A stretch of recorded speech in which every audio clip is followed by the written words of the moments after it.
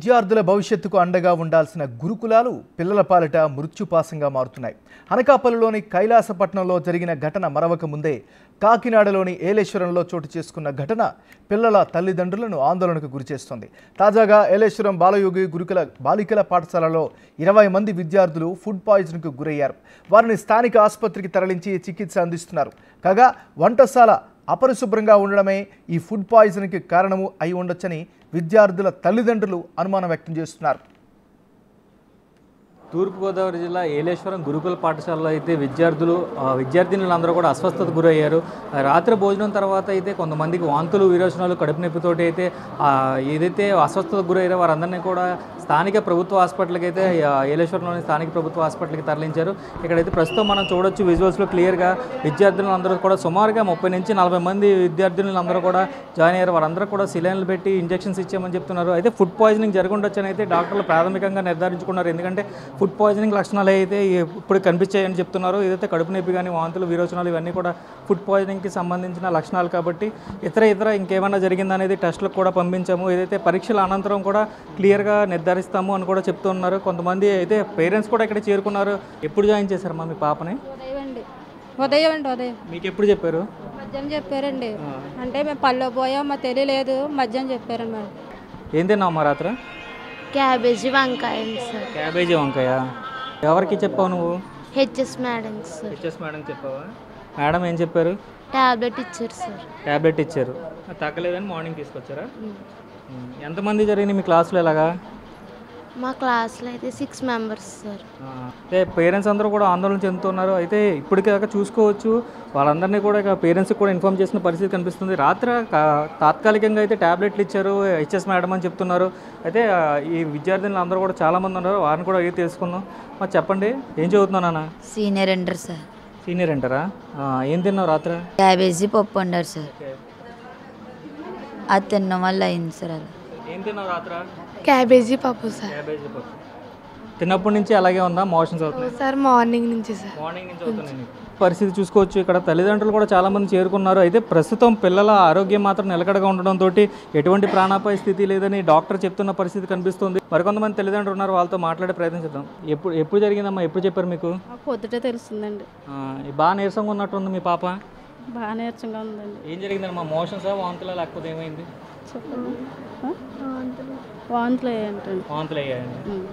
అయితే పిల్లలు ఎవరికి కూడా ప్రాణాపాయ స్థితి లేదు, కానీ పిల్లలందరూ కూడా చిన్నపిల్లలు కావడంతో బాగా నీరసించిపోయారు. అసలు ఫుడ్ పాయిజన్ ఎందుకు జరిగిందనే దాని మీద పోలీసులు కూడా వీరి దగ్గర నుంచి వివరణ తీసుకున్నారు, పిల్లల దగ్గర నుంచి. అదే ఏ నేపథ్యంలో జరిగింది ఏంటి అనేది కూడా కలెక్టర్ కూడా ఇక్కడ ఇప్పుడు వరకు వచ్చి ఉన్నారు. ఆల్రెడీ దీని మీద ఎంక్వైరీ కూడా జరుగుతుంది. ఈ నేపథ్యంలోనే స్థానిక ఎమ్మెల్యే కూడా ఇక్కడికి వచ్చి చేరుకున్నారు. వారిని అందరూ కూడా పరామర్శించారు. ప్రస్తుతం అయితే ఎటువంటి ఇబ్బంది లేదు కాబట్టి ప్రస్తుతానికైతే ఇక్కడ పరిస్థితి అంతా కూడా నిలకడగానే ఉంది. పిల్లల ఆరోగ్యం అంతా నిలకడగానే ఉంది కాబట్టి ఎటువంటి ప్రమాదం జరగలేదు కాబట్టి పరిస్థితి అంతా చక్కబడే వరకు కూడా ఇక్కడే దగ్గరుండి పర్యవేక్షించాలంటూ కూడా కలెక్టర్ మరియు ఎమ్మెల్యే ఆదేశాలు ఇచ్చిన పరిస్థితి అయితే వైద్యులకి ఇక్కడ కనిపిస్తున్నాయి. ఇంతకు ముందు కూడా ఇదే గురుకుల పాఠశాలకు సంబంధించి వంటశాల అపరిశుభ్రంపై ఎన్నో వార్తలు పేపర్లో వచ్చినప్పటికీ వాటిని తప్పుడు ప్రచారాలంటూ గురుకుల పాఠశాల సిబ్బంది చేతులు దులుపుకున్నాయి. అయితే ఈ విషయం ఇలా ఉంటే ప్రిన్సిపాల్ శారద మాత్రం పిల్లలు భయపడి ఆసుపత్రికి వస్తున్నారు తప్ప వారికి ఏమీ కాలేదు అంటూ వాదించడం విడ్డూరంగా కనిపించింది. ప్రిన్సిపల్ శారద మనతో ఉన్నారు. అసలు రాత్రి ఏం జరిగింది ఏంటి ఆవిడ మాటలో అడిగి తెలుసుకుందాం. మేడం చెప్పండి, అసలు రాత్రి ఏం జరిగింది? పిల్లలు మీతో ఏం చెప్పారు? ఎన్ని గంటల తర్వాత ఈ ఘటన జరిగింది? సార్ మార్నింగ్ నుంచి సార్ రాత్రి అయితే 2-3 పిల్లలకి కాస్త ఒంట్లో బాగాలేదన్నారు. ఇమీడియట్గా హాస్పిటల్కి తీసుకురావడం జరిగింది. వాళ్ళకి ట్యాబ్లెట్స్ ఇవ్వడం జరిగింది. కానీ మార్నింగ్ మాత్రం 4-5 చెప్పడంతో ఎందుకు ఇలాగ అవుతుందని ఇమీడియట్గా నేను మా హెడ్ ఆఫీస్కి తెలియపరిచాము. డిఎంహెచ్ఓ గారికి కూడా తెలియపరిచి ఇప్పుడు మేడం ఎంఓ గారికి కూడా తెలియపరిచామండి. ఎందుకంటే ముందే ఒకవేళ కండిషన్ సివియర్గా ఉంటుందేమో. అప్పటికి మార్నింగ్ 8:30, 9కి అయితే మాత్రం ఓన్లీ 10 మెంబర్స్కి అండి. తర్వాత ఏంటంటే పిల్లలు ఒకళ్ళని చూసి ఒకళ్ళు ప్యానిక్ అయ్యారు. ఆ ప్యానిక్ కండిషన్లోనే తప్పించి పిల్లలు అయితే బాగానే ఉన్నారు సార్. అదే ఇప్పుడు అందరూ కూడా చూసుకుంటే ప్యానిక్ అయ్యారన్నారు, కానీ ఇక్కడ చాలామంది నీరసంగా కనిపిస్తున్నారు కదా మేడం? నీరసంగా కనిపిస్తున్నారు. చాలా నీరసం అంటే సార్ వాళ్ళు పిల్లలు కదా సార్, ఏదైనా చూసేటప్పటికి ఒక్కసారే కొంచెం డీవియేట్ అవుతారు పిల్లలు. ఆ పిల్లలు డీవియేట్ అవ్వడంతో కొంచెం అది పేరెంట్స్ కూడా వచ్చారు. ఏదో అయిపోయామేమో అన్న చిన్న ఫీలింగ్ నిజం చెప్పాలి అంటే పిల్లలైతే they are good in condition. Saline అది ఎక్కించేటప్పటికి పిల్లలకి కొంచెం భయం వేస్తుంది అంతే. అదేవిధంగా చూసుకుంటే ఇలాంటి ఘటనలు ఎప్పుడైనా గతంలో జరిగాయి మేడం? ఇప్పుడు జరగలేదు సార్. ఎందుకంటే ఇక్కడ మీరు పేరెంట్స్ని అడిగినా చెప్తారు అది హైజెనిక్గానే ఉంచుతాము. ఇది అంటే ఇలాంటి క్యాబేజీ పప్పు అనేది ఎప్పుడైనా గతంలో ఉండేరా? మాకు మెనూ చార్ట్ అనేది మెనూ చార్ట్ ప్రకారమే ఉండారు. మరి ఎందుకు జరిగిందంటారు మేడం అసలు ఇలాంటి ఘటన? అంటే క్లైమేట్ కూడా బాగాలేదు సార్, ఎండ వాన కూడా ఉన్నది. పిల్లలకు కూడా ఏంటంటే కొంచెం 2 రోజుల నుంచి హాలిడేస్, కొంచెం ఏంటంటే వాళ్ళు కూడా కొంచెం ఫ్రీనెస్కి ఇదవుతారు కదా, ఆడుకుంటారు వాళ్ళు, ఏదైనా తెచ్చుకుని అంతే సార్.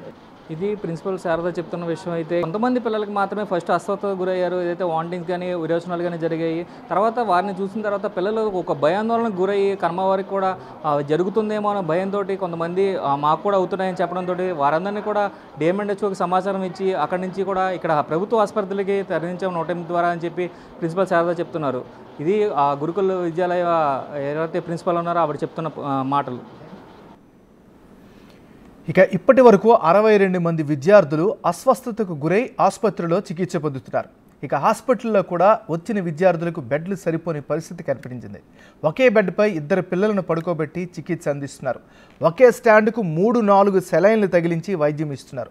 ఇలా మొత్తం 50కి పైగా విద్యార్థులు ఆసుపత్రిలోనే చికిత్స పొందుతున్నట్లు ఆసుపత్రి సూపరింటెండెంట్ శైలజ తెలిపారు. వాంతులు విరేచనాలపై 62 మంది ఇబ్బందులు పడుతున్నారు. కొంతమందికి హాస్టల్లోనే చికిత్స అందిస్తుండగా పరిస్థితి తీవ్రంగా ఉన్న పిల్లలను ఆసుపత్రికి తీసుకొచ్చినట్లు వివరించారు. పాఠశాల విద్యార్థులు హాస్పిటల్కి ఎప్పుడు తీసుకొచ్చారు, ఆ హాస్పిటల్లో ఎటువంటి ట్రీట్మెంట్ ఇచ్చారో, వారికి ఎటువంటి ఇది జరిగింది అనే దాని మీద మాట్లాడేందుకు హాస్పిటల్ సూపరింటెండెంట్ శైలజ మనతో ఉన్నారో, ఆవిడతో మాట్లాడే ప్రయత్నం చేద్దాం. మేడం చెప్పండి, అసలు పిల్లల్ని ఎప్పుడు తీసుకొచ్చారు, వారికి ఏం జరిగింది? అరౌండ్ 9:30 ఇన్ ద మార్నింగ్ తీసుకొచ్చారండి. అంటే బ్యాచెస్ లాగా వాళ్ళు ముందు ఒక మెడికల్ టీం అక్కడ హాస్పిటల్ గురుకుల పాఠశాలలో ఉన్నారు. వాళ్ళు చూసి ఎవరికైతే హాస్పిటలైజేషన్ అవసరమో వాళ్ళని ఇక్కడికి పంపించడం జరుగుతుంది. మోస్ట్లీ వాంతులు విరోచనాలతో వచ్చారు. కొంతమందికి పెయిన్ అబ్డామిన్ అది ఉంది. సో వాటికి సంబంధించి ఇంజెక్షన్స్ చేయడము, ఫ్లూయిడ్స్ ఇవ్వడము జరిగింది. మోస్ట్లీ అందరూ అవుట్ ఆఫ్ డేంజర్ అండి, ఎవరికి ప్రాణాపాయ స్టేజ్లో అయితే లేరు. అంటే గురుకులకు సంబంధించి అక్కడ ఎటువంటి టీం ఉంటుంది మేడం? అంటే ఏ స్థాయి వరకు ఉంటారు అక్కడ? అక్కడ ఇన్హౌస్ ఒక ఏఎన్ఎం ఉంటారండి. వాళ్ళు ఏదన్నా అయితే ఇమీడియట్గా ప్రికాషనరీగా వాళ్ళు చేసేసి ఇమీడియట్గా ఏదైనా ఇబ్బంది ఉంటే వెంటనే హాస్పిటల్ తీసుకొచ్చేస్తారు. నెక్స్ట్ ఫీల్డ్ పిహెచ్సి టీం అంతా అక్కడే ఉన్నారు. అంటే ఎప్పుడైతే ఇన్సిడెంట్ రిపోర్ట్ అయిందో వెంటనే ఫీల్డ్ స్టాఫ్ అంతా అక్కడికి అలర్ట్ అయ్యటం, ఒక మెడికల్ టీమ్ ఆఫ్ 2 డాక్టర్స్ అందరూ అక్కడ ఉన్నారు. అక్కడి నుంచి ఫర్దర్ వైద్యం అవసరమైన వాళ్ళని సిహెచ్సికి రిఫర్ చేస్తున్నారు. టోటల్గా ఎంతమంది ఉండొచ్చు మేడం? ఇప్పుడు ప్రస్తుతానికైతే 62 మంది అడ్మిట్ అయి ఉన్నారండి. మేడం ఒకటి చెప్తుండే, ఏదైతే రాత్రి ఇన్సిడెంట్ జరిగిందో, ఇన్సిడెంట్ తర్వాత ఏదైతే వామిటింగ్స్ మోషన్స్ అయినాయో వారికి ఇంటిమేట్ చేస్తే ప్రిన్సిపల్ మేడం ట్యాబ్లెట్లు ఇచ్చింది అంటున్నారు. మీరేం మెడికల్ టీం అక్కడ ఉంటుంది అంటున్నారు, ఏఎన్ఎం. ప్రిన్సిపల్ మేడం ఎందుకు ట్యాబ్లెట్ ఇచ్చింది? అంటే ఫస్ట్ ఎయిడ్ అందరికీ తెలుస్తుంది sir, they are all trained in that. అంటే అదే మీరు చెప్పింది కరెక్టే మేడం, కానీ ఏఎన్ఎం లేనప్పుడు కదా సెకండ్ ఫేజ్కి వెళ్ళేది. ఏఎన్ఎం ఉన్నప్పుడు ఫస్ట్ ప్రైమరీగా ఆవిడే కాబట్టి ఆవిడకి తెలుస్తుంది కాబట్టి అసలు ఫస్ట్ ఆవిడకి ఇంటిమేట్ చేస్తారు కదా. ఇంటిమేట్ చేసినప్పుడు ఆవిడ ఇవ్వాలి, కానీ ప్రిన్సిపల్ ఎందుకు ఇచ్చింది అనేది మా ప్రశ్న. మరి అక్కడ స్టాఫ్ ఉన్నారో లేదో మాకైతే ఐడియా లేదు సార్. మాకు ఇక్కడికి వచ్చిన తర్వాత మేము ట్రీట్మెంట్ మేము చేస్తున్నాం అంతే. ఫీల్డ్ అన్నది మాకు అంత సంబంధం లేదు. అంటే పిహెచ్సి వాళ్ళు చూస్తారు అదంతా. Further referral centre, first referral centre ఈ CHC, where we treat more complications. Madam ఇలా చూసుకున్నట్లయితే పిల్లలందరూ కూడా చాలా నీరసపడిపోయారు. సిలైన్ పెట్టారు మీరు అందరికీ కూడా. సిలైన్ పెట్టిన తర్వాత ఇప్పుడు అందరూ కూడా అవుట్ ఆఫ్ డేంజర్ అని చెప్తున్నారు. అయితే కేవలం ఫుడ్ ఇన్ఫెక్షన్ అయ్యా ఉంటుందా, ఇంకేమైనా ఉన్నాయా? అది ఫుడ్ ఇన్ఫెక్షనా వాటర్ ఇన్ఫెక్షనా అనేది ఇంకా తేలాలి సార్. ఎంక్వైరీ అయితే జరుగుతుంది. సో కంక్లూజన్కి అయితే ఏది రాలేదు, ఎంక్వైరీ అవుతుంది. కొన్ని కల్చర్స్ పంపించాము, అవి 24 to 48 hours పడుతుంది. సో ఏ టెస్టులు నిర్వహించారు మేడం? స్టూల్ కల్చర్ ఒకటి పంపించాం సార్. అవసరమైన వాళ్ళకి బ్లడ్ శాంపిల్స్ తీసి బ్లడ్ పిక్చర్స్, ఏమైనా జాండీస్, లివర్ ఫంక్షన్ టెస్ట్ అవి చేస్తున్నాం. ఇది విద్యార్థినులందరూ కూడా అవుట్ ఆఫ్ డేంజర్ అంటూ చెప్తున్నారు. ఎటువంటి ప్రాణాపాయ స్థితి లేదు. ప్రస్తుతం అయితే అందరి పరిస్థితి కూడా నిలకడగానే ఉంది. ఎవరైతే అక్కడ ఏదైతే చూసుకున్నట్లయితే శిలాయిలు పెట్టామో వారందరూ కూడా ప్రస్తుతానికైతే నిలకడగా ఆరోగ్యం ఉంది, ఎటువంటి డేంజర్ లేదంటూ కూడా మేడం చెప్తున్న పరిస్థితి ఇక్కడ కనిపిస్తూ ఉంది. అయితే మాత్రం ఏది కేవలం ఫుడ్ ఇన్ఫెక్షనా వాటర్ ఇన్ఫెక్షనా అనేది తెలుసుకునేందుకు మాత్రం కొంతమందికి బ్లడ్ శాంపిల్స్, కొన్ని ఫ్లూయిడ్ శాంపిల్స్ కూడా పంపించామంటూ కూడా ఫర్దర్ రిపోర్ట్స్కి పంపించామంటూ కూడా చెప్తున్న పరిస్థితి ఇక్కడ కనిపిస్తుంది. ఇది ఇక్కడ సూపరింటెండెంట్ చెప్తున్న పరిస్థితి. మీడియా ద్వారా సమాచారం అందుకున్న తల్లిదండ్రులు భారీ సంఖ్యలో పాఠశాల వద్దకు చేరుకున్నారు. ఇంతకాలం ఎప్పుడూ గురుకుల పాఠశాల ఆవరణలోకి రానివ్వలేని ఆవేదన వ్యక్తం చేశారు. ఈరోజు హాస్టల్ లోపల ఉన్న అధ్వాన పరిస్థితులు చూసి షాక్ అవుతున్నారు. హాస్టల్ గోడల నుంచి నీరు కారడం, వంటగదిలో బల్లులు, బొద్దింకలు ఉంటున్నాయని, ఇన్నాళ్ళు ఈ విషయాన్ని పిల్లల ద్వారా బయటకు పొక్కకుండా పిల్లలను బెదిరించారని తల్లిదండ్రులు వాపోతున్నారు. జిల్లా ఏలేశ్వరంలోని ఏదైతే గురుకుల పాఠశాల ఉందో బాలికల పాఠశాల, అక్కడికైతే మనం చేరుకున్నాం. అయితే ఇక్కడ తల్లిదండ్రులు అందరూ కూడా తీవ్ర ఆందోళన చెందుతున్నారు. తమ పిల్లలకి ఏమైందో కూడా ఇంటిమేట్ చేయట్లేదంటూ కూడా చెప్తున్న పరిస్థితి కనిపిస్తుంది. అదే కొంతమంది ఘటన ఇలా జరిగిందని తెలుసుకుని కొంతమంది హాస్టల్ వద్దకు చేరుకున్న పరిస్థితి కనిపిస్తున్నాయి. ఈ నేపథ్యంలో కొంతమంది తల్లిదండ్రులు మనతో ఉన్నారు, వారితో మాట్లాడే ప్రయత్నం చేద్దాం. చెప్పండి, మీ పేరేంటి, ఎక్కడి నుంచి వచ్చారు? చెప్పండి. మాది ధర్మవరం అండి. మీ అమ్మాయి చదువుతున్నారా? ఏం చదువుతున్నారు? 7th class ఒకలండి, 5th class ఒకలేనండి. ఏంటి ఫుడ్ ఇలా అక్కడ బాగుంటుందమ్మా? ఫుడ్ బాగానే ఉంటుందా? ఫుడ్ బాగుంటా లేదండి. ఇక్కడ 3 సంవత్సరాలు అవుతుందండి మా పెద్ద అమ్మాయిని వేసి. ఇక్కడ ఫుడ్ ఒకటే బాగుంటా లేదండి. పిల్లలకి ఎందుకు ప్రాబ్లం వచ్చిందండి? అయితే పిల్లలందరూ కూడా ఇబ్బంది ఏం లేదన్నట్టు. వాటర్ వల్ల అవుతుందా, బాత్రూమ్లు క్లీన్గా లేకపోవడం అవుతుందా, దేని వల్ల అవుతుందా మరి అడగాలి కదండి. ఫుడ్ బాగుండట్లేదని ఎప్పుడైనా ప్రిన్సిపల్ వాడికి కంప్లైంట్ ఇచ్చారా? ఎవరో కంప్లైంట్ ఇవ్వలేదని ఫుడ్ కోసం అంటానండి. మరి ఇదిగో ఈ వారంలోనే ఇలా జరుగుతుందండి. ప్రతిదీ మెనూ ప్రకారంగా సెలవులకి ఇచ్చేసేవారండి. అది మెనూ ప్రకారంగా సెలవులకి ఇస్తలేదండి. వారం రోజులు పెట్టి నుంచి పిల్లలకి వచ్చినాడు అలా వాటర్ కూడా బాగుంటలేదు అంటున్నారు. బాత్రూమ్లు కూడా నీట్గా ఉండలేదు, నీళ్ళు కొరవ ఎక్కువ అంటున్నారండి పిల్లలు. గత 2 నెలల క్రితమే కూరగాయలు బాగాలేదని చెప్పేసి గతంలో కొంతమంది విలేకరులు వచ్చి ప్రశ్నిస్తే వాళ్ళ మీదే తప్పుడు రిపోర్ట్లు చేయడం జరిగింది. అలాగే నిన్న ఎంఆర్ఓ గారు గత 5 రోజుల క్రితం వచ్చి కిచెన్ అన్ని చూసి అక్కడ ఎవరైతే వంటలు చేసే వాళ్ళు ఉన్నారో వాళ్ళందరినీ కూడా తిట్టి మీరు శుభ్రం చేయడం లేదు, దీనివల్ల పిల్లలకి అనారోగ్యాలు వస్తాయని చెప్పేసి స్పష్టంగా ఎంఆర్ఓ గారు చెప్తే 5 రోజులైనా కూడా ఈ రోజుకి చేయలేదు. ఈ రోజు ఈ సంఘటన జరిగిన తర్వాత కలెక్టర్ గారు వస్తున్నారని చెప్పేసి ఇప్పుడు అందరూ చూస్తున్నారు. కానీ కలెక్టర్ గారి సమక్షంలోనే శానిటైజర్ చేయడం జరిగింది. అలాగే బాత్రూములు చూసుకున్నట్లయితే చాలా అధ్వానంగా ఉన్నాయి. ఈ పేరెంట్స్ని కళ్ళు గప్పేస్తున్నారు, ప్రిన్సిపాల్ స్టాఫ్ కూడాను. ఒక్కసారి ఆ బాత్రూమ్లు ఏ విధంగా ఉన్నాయి, పేరెంట్స్ అన్న వాళ్ళు ఎవరన్నా చూసారేమో ఒకసారి అడగండి. చాలా దారుణంగా ఉన్నాయి. ఇకపోతే ఇప్పుడు కిచెన్లోకి వెళ్ళి చూస్తే మీరు స్వయంగా చూడండి. ఆ కిచెన్లో ఒక 50-60 ఫ్యాన్లు ఉన్నాయి. 50-60 ఫ్యాన్లకి 4-5 ఫ్యాన్లు తిరుగుతున్నాయి తప్పించి మిగిలిన ఫ్యాన్లు అన్నీ తిరగడం లేదు. చాలా ఓవర్ వీట్ వచ్చేస్తుంది. అక్కడ వడ్డించేటువంటి కేర్ టేకర్స్ ఎవరైతే ఉన్నారో వాళ్ళు ఒక చేత్తో ఈ చెమటలు తుడుచుకుంటూ ఇంకో చేత్తో వడ్డేస్తుంటే ఈ చెమటలు అందులో పోతుంటే నిజంగా పిల్లలకి అనారోగ్యాలు రాకపోతే ఏమైనటువంటి పరిస్థితి వస్తుంది. ఒకసారి చూడండి, ప్లే గ్రౌండ్ చూడండి ఏ విధంగా ఉన్నదో. దాని నిండా నీరు, పిల్లలు ఏ విధంగా ఆడుకుంటారు. విపరీతమైన దోమలు ఉన్నాయి అందులోనూ. అంటే అంత దారుణమైనటువంటి పరిస్థితులు ఈరోజు పిల్లలు ఉన్నారు. రాష్ట్ర ప్రభుత్వం గొప్పలే చెప్పుకుంటుంది తప్పించి పిల్లలకి సరైనటువంటి సదుపాయాలు ఏర్పాటు చేయడంలో పూర్తిగా రాష్ట్ర ప్రభుత్వాలు విఫలమైనాయి. గతంలో నేను ఈ సంవత్సరమే జాయిన్ చేశాను. ఈ సంవత్సరమే జాయిన్ చేశారు. ఫుడ్ బాగుంటుందండి? ఫుడ్ కంటే ఇంకా కుర్రోళ్ళు చెప్పినా టార్చర్ పెడతారండి. పిల్లలు చెప్పినా కూడా టార్చర్ చేస్తారు. మొన్న ఏదండి రాఖీ పండగకి వచ్చాడు మా అబ్బాయి, నేను వస్తే అమ్మ రాఖీ పండగకి రాఖీ ఘటనకు వచ్చాడని చెప్తే మీరు ఈ టైంలో మీకు సెలవు ఇవ్వం, అక్కడ ఇచ్చేసి బాగుండి అని పెట్టారండి. అయితే అలాగే అనేసి నేను ప్రిన్సిపల్ మేడంకి ఇస్తాననేసి మళ్ళీ ఏం చేసిందండి, మా పాప దగ్గరికి వెళ్ళి మా పాపని ఏదో తిడితే అప్పుడు తిట్టేసి పంపిందండి ఆ మేడం. అలా చేస్తున్నారండి. మీరు ఏదైనా కంప్లైంట్ చేస్తే పిల్లల మీద చూపిస్తారు కాబట్టి భయపడుతున్నారు అంటారు. అంతే అండి. కంప్లైంట్ ఏమన్నా కానీ తల్లిదండ్రులు చెప్పారనుకోండి ఇక్కడ టార్చర్ పెడుతున్నారండి. పిల్లలు ఇక్కడ ఉండి చదువుకుంటూ పిల్లలు ఏమంటారో మా భయం కొలిది మేము మాట్లాడలేకపోతున్నామండి. ఇక్కడికి వస్తామండి, కనీసం పిల్లమని అడుగుతాం. ఒక అరగంటలో పిలుస్తారని చెప్తా 2-3 గంటల వరకు అక్కడ ఉండిపోతాం. చూపించన్నా చూపించరు. ఒకవేళ చూపిస్తే మాత్రం మెయిన్ పాయింట్ ఇలా వచ్చి 10 నిమిషాలు చూపించేసి అలా వెళ్ళిపోతారు. ఏం పనికి వస్తున్నారమ్మా, ఏం పనికి వస్తున్నారు మీరు, పిల్లలు చదువులు పోగొట్టడానికి వస్తున్నారు అనేసి మమ్మల్ని అంటారండి. ఎక్కడ పిల్లల్ని దెబ్బలాడతారని మేము కూడా గట్టిగా మాట్లాడలేకపోతున్నామండి. పిల్లల కోసం అయితే. అలా కదమ్మా, అంటే సమస్య ఉన్నప్పుడు తల్లిదండ్రులు చెప్పకపోతే వాళ్ళ మీద చర్యలు తీసుకోరు. వాళ్ళ మీద చర్యలు తీసుకోకపోతే ఇప్పుడు పిల్లలకి ఎలాంటి అనారోగ్యం వచ్చింది. అలాంటి ఇప్పుడు అతను చెప్తున్నాడు 5 రోజుల క్రితం ఎంఆర్ఓ వచ్చి కూడా కుళ్ళిపోయిన ఇవన్నీ ఉన్నాయని చెప్పి కూరగాయలు వాళ్ళ మీద చర్యలు తీసుకోవడానికి కూడా ఏమీ చేయలేదు. వాళ్ళని మార్చమని జస్ట్ మందులు ఇచ్చారు. మీలాంటి పేరెంట్స్ అందరూ బయటకు వస్తేనే కదా రేపు పొద్దున ఏదైనా జరిగేది. ఎవరైనా పిల్లలు ఇబ్బంది పెట్టారనుకోండి వాళ్ళకేమో పనిష్మెంట్ ఇచ్చి ఆ పిల్లనేమో మేము ఏదో చేస్తాం భయపడుతున్నారు. పడుకుని మీరు కావాలంటే రూమ్కి రండి, ఆ రూమ్కి వచ్చి చెక్ చేయండి.